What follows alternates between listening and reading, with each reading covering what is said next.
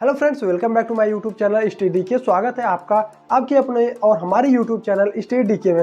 दोस्तों, आज हम बात करने वाले हैं कि अभी भारत सरकार ने एक बिल पारित किया जो कि था नरेगा। इसलिए बोल रहे हैं कि 2005 में जब इसकी फाउंडिंग हुई थी तो उस टाइम पे नरेगा के नाम से ही जाना जाता था। उसके बाद ये MG नरेगा हुआ, उसमें महात्मा गांधी जी का नाम जोड़ा गया। फिर से जब ये बिल पारित होने वाला था उससे पहले तक यही था कि वो जो महात्मा गांधी नरेगा था उसको करने वाले पूज्य गांधी जी नरेगा, लेकिन अभी उसको भी दरकिनार किया गया। अभी पता चल रहा है कि उसका नाम जो रखा गया है VB विकसित भारत राम जी के नाम से। इसी बात को लेकर विपक्ष में भी हंगामा है और संसद में भी बहुत ही बातें उठी हैं और इसमें बहुत सारे परिवर्तन किए गए हैं कि पहले केंद्र सरकार देती थी, अभी राज्य सरकारें भी देंगी, और पहले 100 दिन का था, अभी 125 दिन का रोजगार होगा। अब जानते हैं ये नरेगा क्या है, इसके बारे में डिटेल से जानते हैं और ये स्टार्ट कब हुआ, ये क्यों आया था और कैसे। तो चलिए करते हैं वीडियो की शुरुआत। दोस्तों, 2005 में उस समय यूपीए गवर्नमेंट थी। यूपीए का मतलब कांग्रेस गठबंधन की सरकार बनी। मनमोहन सिंह जी प्रधानमंत्री बनते हैं। उन्होंने उस टाइम पे एक स्कीम लाई जिसको बोला गया, ये 2005 की बात करें, उसको बोला गया नरेगा। उसी को अपग्रेड करके 2009 में इसी चीज को किया गया MG नरेगा, मतलब महात्मा गांधी उसमें ऐड किया गया। अब इसका पूरा फुल फॉर्म सबसे पहले हम बता देते हैं। Mahatma Gandhi National Rural Employment Guarantee Act, इसका MG नरेगा का फुल फॉर्म होता है। इस एक्ट के तहत भारत सरकार ने कहा था कि हम अपने जो रूरल एरिया, ग्रामीण क्षेत्र के जो बेरोजगार हैं उनको हम 100 दिन की गारंटीड रोजगार देंगे, और उसमें सारा पैसा जो भारत सरकार अर्थात सेंट्रल गवर्नमेंट वहन कर रही थी। लेकिन अभी जो नया नियम आया है इसके तहत उसमें से परिवर्तन किया गया। जैसे देखिए, उस टाइम पे जो सारा पैसा था जो गवर्नमेंट देती थी वो पूरा का पूरा सेंट्रल गवर्नमेंट देती थी, लेकिन पूरा का पूरा ना करके 90% और 10% का रेशियो था।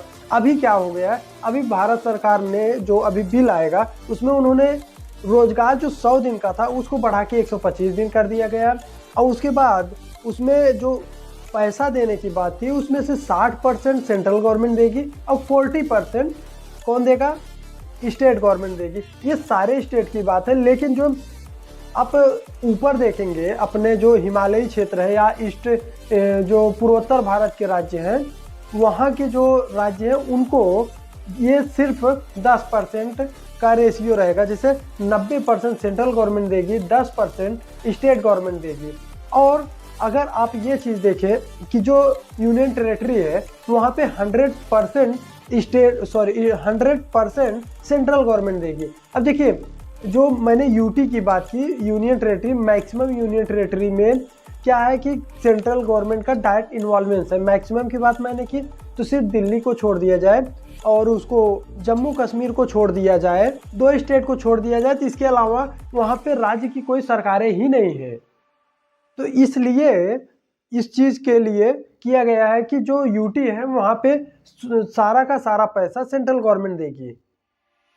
ठीक है, अभी ये बात करते हैं कि पहले के स्ट्रक्चर में अब के स्ट्रक्चर में क्या अंतर हुआ है। और MG नरेगा जो कि अभी VB विकसित भारत राम जी होने वाला है, उसमें काम क्या कराया जाता था और सैलरी कैसे आती थी। देखिए, काम की बात ये होती है, ग्रामीण में जो गांव में कोई काम होता था वो कराया जाता है। कोई काम का मतलब जैसे तालाब खुदवाना हुआ, कहीं सफाई करवाना हो गया, नहर की सफाई में लगा देते थे। कभी कभी गांव में पंचायत की सफाई में प्रधान वगैरह कार्य कराते थे इसमें के तहत। लेकिन अभी क्या होगा, जो अभी उस टाइम पे 100 दिन का रोजगार था और जो नया कानून आया इसमें कार्य को बता दिया कि नहीं, स्ट्रक्चरल वर्क होगा जिसको 4 भाग में डिवाइड किया गया और बोला गया है कि काम जो किया जाएगा वो ऑथेंटिक वर्क किया जाएगा। जैसे पहले क्या होता था, एक ही काम को पहले, जैसे कोई तालाब की खुदाई होनी है, पहले खुदाई करते थे, बाद में उसी गड्ढे को पार्ट देते थे उसका भी वो लोग बिल बना के पेमेंट रिसीव कर लेते थे। ये चीज़ें अब नहीं होने वाला है। और दूसरा वर्क ये है, अभी अभी जो अटेंडेंस का है, अटेंडेंस भी अभी बायोमेट्रिक होगा। और साथ ही में ये भी देखा जाएगा कि वर्क कहाँ पे हो रहा है। और सारे जो भी जी अभी मनरेगा के जो भी एम्प्लॉय थे, एमजी नरेगा के, तो उनको अभी वर्तमान में काम कहाँ कर रहे हैं इस चीज़ का लाइव लोकेशन भी उन्हें देना होगा। और अभी उनका जो टाइम पीरियड बढ़ाया गया, और उस टाइम पेमेंट की बात मैंने नहीं की। पेमेंट उस टाइम पे 15वें दिन आता था, अगर 15वें दिन नहीं आता था तो उसको उन्हें बढ़ा के दिया जाता था। अभी क्या किया गया इस कानून में ये कहा गया कि ये 15 दिन नहीं, ये 1 हफ्ते के अंदर ही आएगा। लेकिन एक्सटेंशन जो मिलता था, एक्सटेंशन अगर 15 दिन से डिले होता था, वो अभी भी मिलेगा। आई होप ये सारी बातें आपको समझ में आ गई होंगी।